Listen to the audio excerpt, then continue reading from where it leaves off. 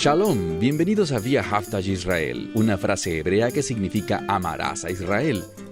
Esperamos que se queden con nosotros durante los próximos 30 minutos, ya que nuestro maestro, el Dr. Baruch, nos compartirá una enseñanza expositiva de la Biblia. El Dr. Baruch es profesor titular del Instituto Zera Abraham, con sede en Israel. Aunque todos los cursos del instituto se imparten en hebreo, el Dr. Baruch se complace en compartir este video semanal en inglés con doblaje al español. Para más información, por favor, visítenos en amarasaisrael.org. Aquí está Baruch y la lección de hoy.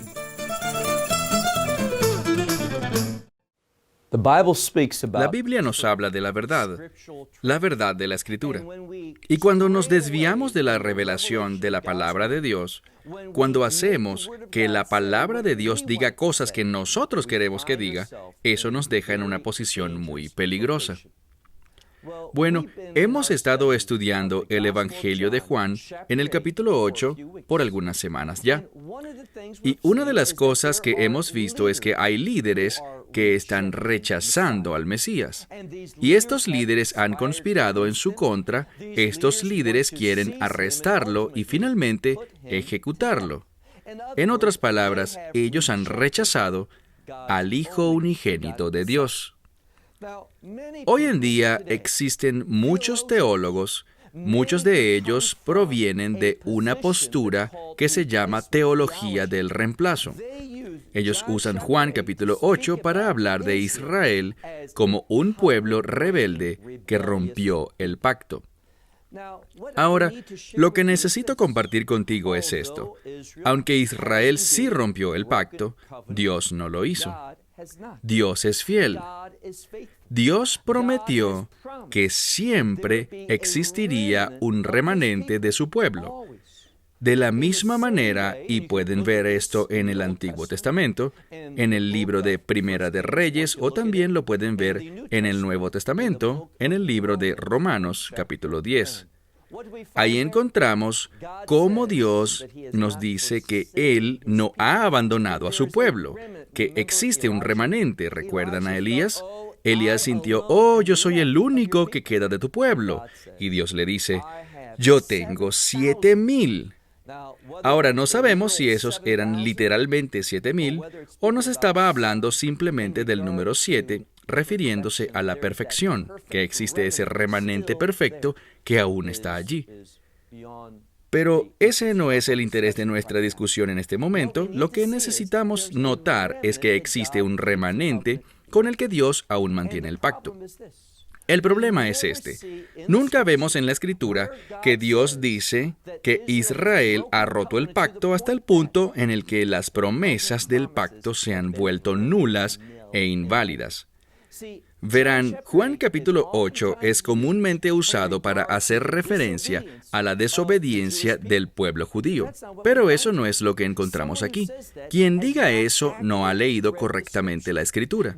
Ellos vienen con una posición predeterminada, que está en contra de Israel, que yo diría que está enraizada en un antisemitismo espiritual y no acepta lo que dice la palabra de Dios, porque hemos visto previamente en Juan capítulo 7 que dice, y muchos del pueblo judío creyeron en él. Eso era Juan capítulo 7. Y en Juan capítulo 8, vean dónde estamos, Juan capítulo 8, versículo 30.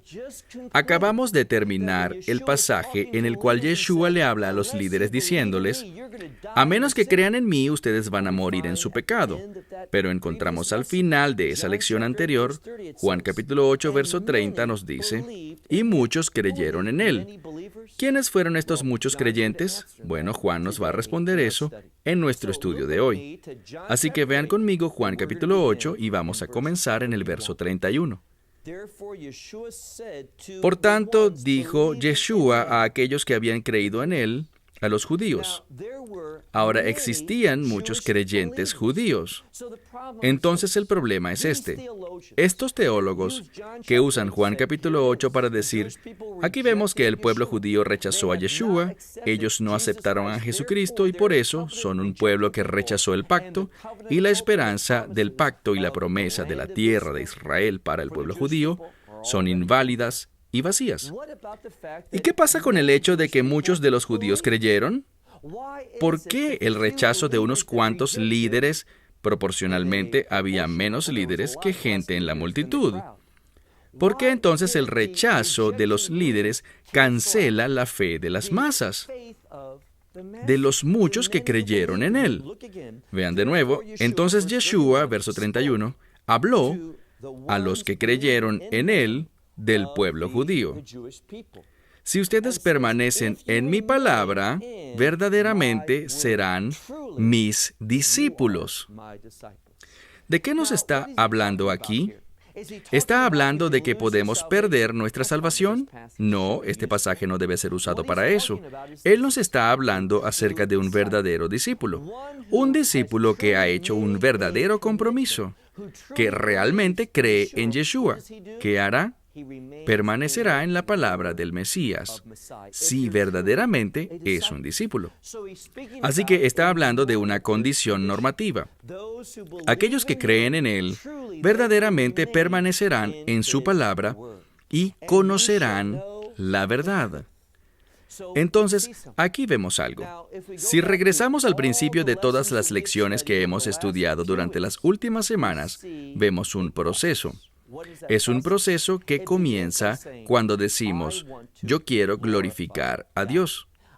Yo quiero hacer su voluntad. Ese es el deseo de mi corazón. Cuando tienes ese deseo, eso produce una revelación. Tú entenderás las enseñanzas de Yeshua. Cuando entras en contacto con la Escritura, con la revelación de los Evangelios, tú vas a percibir eso, con el fin de que puedas responder a ello. Porque ya has dicho, yo quiero servir a Dios, quiero obedecerle, quiero reconocer su autoridad en mi vida, quiero llevar gloria a su nombre. Es por eso que el resultado de ese deseo, cuando comienzas a ver en su palabra, es iluminación. Dios te dará revelación y a través de esta revelación de la verdad, tú te encontrarás en una posición para ejercer la fe. Entonces dice, vas a creer y al creer, eso hará que permanezcas en su palabra. Y al hacerlo, tú conocerás la verdad, es decir, la verdad espiritual. Y la verdad los salvará. Ahora, este término salvar realmente significa los hará libres. Y eso lo podemos entender como libertad. Existe una palabra muy importante en hebreo y es la palabra jirut. Jirut es usada por los sabios para hablar de la condición espiritual de Israel al salir de Egipto. Ahora, el concepto de redención es exactamente lo que el éxodo de Egipto representa. Los sabios lo llaman la primera redención. ¿Y ellos salieron de allí para qué? Si leen bien en el libro de Éxodo, ellos salieron de allí para adorar a Dios. Y Dios iba a hacer algo. ¿Recuerdan lo que dice? Él le dice a Moshe Rabenu, es decir, Moisés, le dice, Moisés, tú y el pueblo me van a adorar en esta montaña. Esa montaña con el arbusto en llamas, ¿cuál era la montaña? El monte Horeb. ¿Cuál es el otro nombre para el monte Horeb? El monte Sinaí. ¿Y quién recibió el pueblo en el monte Sinaí? Las leyes de Dios. Así que quiero que vean algo. Esta libertad, esta independencia que tenemos, es para recibir los mandamientos de Dios, para aplicarlos a nuestra vida. ¿Por qué? Porque es lo correcto. Ahora, alguien podría decir, ¿nos estás diciendo que somos salvos por los mandamientos? No, no eres salvo por los mandamientos. Pero siendo salvos, somos llamados a responder a los mandamientos de Dios, a ser ejemplos de fidelidad y a ser un ejemplo de fidelidad de acuerdo a la palabra de Dios. Y cuando ves en la palabra de Dios, ya sea en el Nuevo o el Antiguo Testamento, ¿saben qué encontramos? Imperativos. ¿Y saben qué son? Son un término gramatical para los mandamientos. Vas a encontrar a lo largo del Nuevo Testamento lo que se te manda a hacer y aquello que se te manda a no hacer. Entonces, en este pasaje, cuando nos habla de libertad, no es una libertad para hacer lo que yo quiera hacer. Él no te liberó para que hagas tu voluntad. Porque cuando se nos deja por nuestra cuenta, estamos en tinieblas, estamos en la carne y vamos a gratificar los deseos de la carne. Pero cuando hemos sido redimidos, tenemos intimidad con Dios. Somos llamados a adorarle a Él, y eso no es solamente palabras y oraciones, es una vida, es vivir una vida que complazca verdaderamente a Dios con nuestra conducta. Y para hacer eso, necesita ser conformado a la palabra de Dios. Dice aquí en el verso 32, y conocerán la verdad, y la verdad los hará libres, les dará libertad. Y ellos le respondieron diciendo, nosotros somos la semilla de Abraham, y nunca hemos sido esclavos de nadie. Ahora, imagínense eso. Los líderes están hablando y están diciendo, ¿nos estás hablando de liberarnos? Nunca hemos sido sirvientes de nadie. Aquí hay un problema. Ellos están tan desviados. Ellos dicen cosas sin siquiera pensar los hechos de la historia. ¿Qué es lo que está ocurriendo en esta época? ¿Quién está gobernando sobre Israel? El Imperio Romano. De hecho, ellos son un pueblo que está bajo opresión. Ellos quieren libertad, pero están diciendo que nunca han sido sirvientes de nadie. Bueno, quizás alguien pueda hacer un caso diciendo, bueno, incluso cuando el Imperio Romano es quien los controla, ellos en realidad no. El pueblo judío, realmente no está en esclavitud. Y yo estaría en desacuerdo con eso, pero de igual manera aceptémoslo. Pero ellos dicen nunca. ¿Y qué pasa con Egipto? ¿Qué pasa con el periodo de los jueces? Vemos que en muchas oportunidades en la historia de Israel, el pueblo judío ha estado oprimido. Pero en este caso, Yeshua no está hablando ni siquiera de esta esclavitud física a manos de los egipcios o algún otro pueblo. Él está hablando de estar esclavizados espiritualmente al pecado. Y ellos ignoraron la verdad física, los hechos históricos, y ellos ignoraron por completo la verdad espiritual, que ellos están en la esclavitud del pecado. Entonces aquí encontramos, nunca hemos sido esclavos de nadie, entonces ¿cómo es que dices que seremos libres? Verso 34.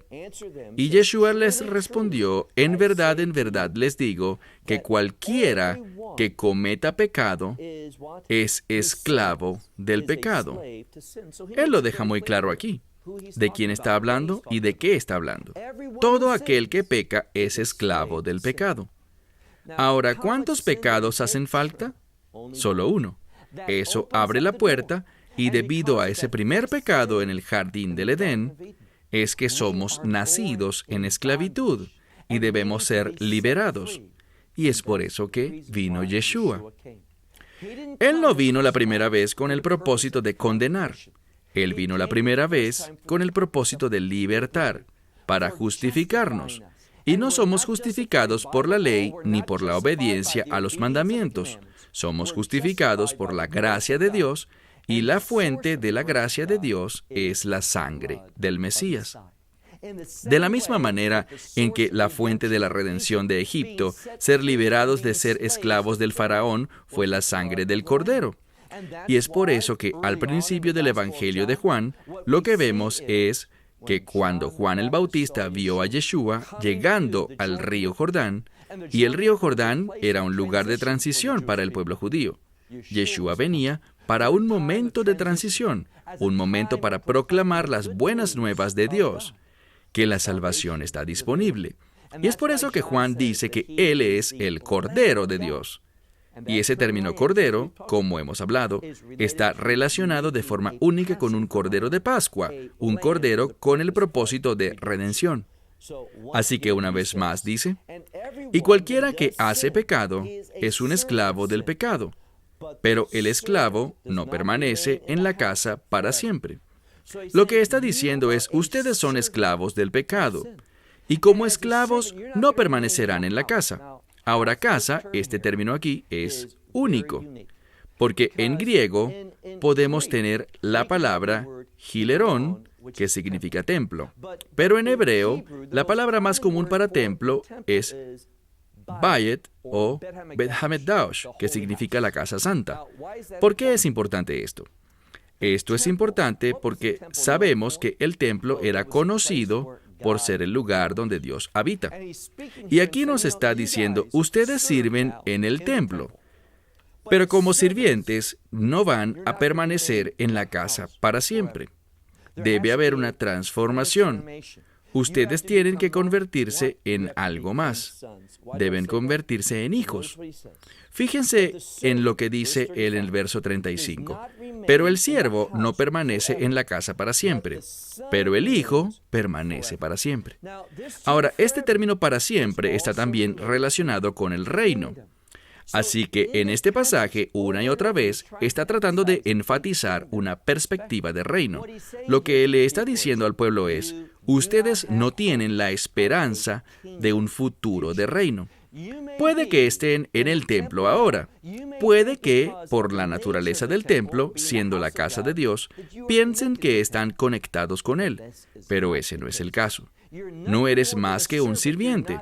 No están conectados eternamente al amo. No tienen conexión legal a Él. Así que nos dice en este pasaje, noten el verso 36. Así que, si el Hijo los libera, ustedes con toda certeza serán libres. El Mesías continúa. Yo sé que ustedes son la semilla de Abraham, pero eso de semilla de Abraham, ¿qué significa? Él está hablando de eso en una forma física, carnal. Les está diciendo, yo sé a lo que se refieren cuando dicen somos la semilla de Abraham, que ustedes por nacimiento son descendientes de Abraham, Isaac y Jacob, que ustedes son judíos, pero eso por sí solo no es de ninguna manera una promesa de reino. Él dice, ustedes deben ser no la semilla de Abraham, sino que usa un juego de palabras. La semilla de Abraham necesitan una conexión con la semilla de Abraham. No se trata de la conexión física, sino la espiritual. Ahora, este término, semilla de Abraham, en griego, sperma Abraham, o en hebreo, será Abraham, es un término que es usado en referencia al Mesías. Entonces nos dice, yo sé que físicamente tienen una conexión con Abraham, pero ustedes no son la semilla de Abraham. Lo que significa, ustedes no tienen la conexión con la verdadera semilla de Abraham, a la que Pablo llama en Gálatas capítulo 3, versículo 16, el Mesías. En otras palabras, aquel que está hablando, Yeshua. Así que una vez más, Yeshua dice en el verso 37, yo sé que ustedes son la semilla de Abraham, pero están buscando matarme porque mi palabra no tiene lugar en ustedes.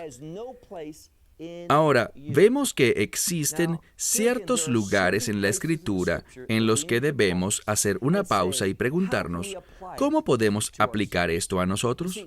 Porque tienes que hacerte una pregunta muy importante, y esa pregunta es esta. ¿Has hecho un espacio en tu vida para la palabra de Yeshua? Es decir, existe evidencia de que has hecho un lugar para que la palabra de Dios pueda entrar en ti. Y recuerden lo que la Escritura nos dice. Una semilla tan pequeña como la semilla de mostaza puede producir una gran transformación. Tú comienzas con algo pequeño, haciendo lugar en tu vida para la palabra de Dios, para el testimonio de Yeshua, para sus enseñanzas. ¿Sabes qué pasará? Vas a experimentar cosas y vas a querer más y más y vas a crecer y madurar. Eso es lo que nos promete. Pero estos individuos simplemente no han hecho un lugar para su palabra. Verso 38. Porque lo que he visto del Padre, eso hablo. Y por tanto ustedes, lo que ven de su Padre, eso ustedes hacen. Ahora, él está estableciendo una dicotomía nuevamente. Él dice, yo pertenezco a mi Padre. Y vamos a ver de quién está hablando. De Dios. Pero también dice, ustedes pertenecen a su Padre. Y es un Padre diferente. Él nos está mostrando algo que es muy importante y en lo que nos vamos a enfocar en los próximos minutos. Y eso es que solo puedes tener un Padre espiritual. Solo puedes tener un Padre de reino. aquel que es el Señor de señores, el Rey de reyes, o Hasatán o Satanás. Uno de estos va a ser tu influencia espiritual. Vas a pertenecer a uno de estos dos reinos, ya sea el reino de Dios o el reino de este mundo, que tiene un príncipe y es Satanás. Y este mundo va a llegar a su fin con el juicio de Dios. Saben, hace meses estudiamos sobre el juicio de Dios. De hecho, no solamente vimos su juicio con el propósito de arrepentimiento, sino también su ira consumidora. Y cuando vimos su ira derramada de la manera en la cual lo hace, no hay duda de que es obra de Dios. El hombre no puede hacer tales cosas. Y lo que encontramos en este pasaje es que Dios se está revelando a sí mismo espiritualmente a través de la verdad, de una manera asombrosa, poderosa y clara. Dice entonces, veamos una vez más aquí, dice, yo sé que ustedes son la semilla de Abraham, pero buscan matarme, dice, porque mi palabra no está en ustedes. Verso 38. Porque lo que veo del Padre, mi Padre, esto hablo. Y ustedes lo que ven de su Padre, eso hacen. Y ellos respondieron y le dijeron, nuestro Padre es Abraham. Ahora, ¿cuál es el problema? Él está tratando de comunicarles cuál es su problema. Ellos están pensando solo en la carne, que ellos son la descendencia física de Abraham. Cuando él hace mención del Padre y del Padre de ellos, no está hablando de ningún ser físico en el sentido de carne y hueso. Él está hablando de la dimensión espiritual. Solo pueden tener un Padre espiritual, ya sea Dios o Satanás. Y eso se verá claramente en este pasaje de la Escritura. Así que dice en el versículo 39, ellos respondieron y le dijeron a él, nuestro padre es Abraham. Por eso Yeshua les dijo, si ustedes fueran hijos de Abraham, es decir, si fueran realmente descendientes de él, no en la carne, sino con base en lo que Abraham representa. ¿Y qué es eso? La fe. Cuando vemos que se menciona a Abraham en la Escritura, lo que debe venir a nuestra mente es la fe. ¿Y qué es la fe? Es responder a la revelación de Dios, responder a la verdad, y ellos no lo están haciendo. Entonces dice, si ustedes fueran hijos de Abraham, las obras de Abraham ustedes harían. Pero ahora ustedes están buscando matarme. Un hombre que solo les ha hablado la verdad a ustedes, siendo aquel que ha escuchado de Dios. Esto no lo hubiera hecho Abraham. Así que lo que él está diciendo es esto. Si ustedes son la semilla de Abraham, Abraham aplicó la fe. ¿Qué es la fe? La fe es la verdad de Dios. Y lo único que Yeshua ha estado haciendo es hablarles la verdad a ellos. Pero ellos no la están recibiendo. Ellos no están ejercitando la fe. Por eso él dice, ustedes no son la semilla de Abraham. No son descendientes de él desde un punto de vista espiritual. ¿De quiénes son descendientes ellos? Eso lo veremos ahora. Miren conmigo el verso 41. Dice, ustedes las obras de su padre hacen. Y ellos le dijeron a él, tú no has sido, mejor dicho, nosotros no hemos nacido como resultado de un adulterio porque tenemos un solo padre. Lo que quieren decir es, nos has malentendido, no somos descendientes del adulterio, nosotros tenemos un solo padre. Y el problema es lo que ellos piensan de sí mismos. Dice, tenemos un solo padre, Dios. Pero Yeshua les dice, verso 42, si Dios fuese su Padre, entonces ustedes me amarían. Esta es la clave. Lo que él está diciendo es una gran revelación. Si alguien realmente pertenece a Dios y están siguiendo la revelación de Dios, están fundamentando sus vidas en la verdad de Dios. Están dando ejemplos de la fe, de la misma fe de Abraham. ¿Qué harían? Ellos amarán a Yeshua. Esa es una ley, es un principio. No existe otra forma de interpretarlo.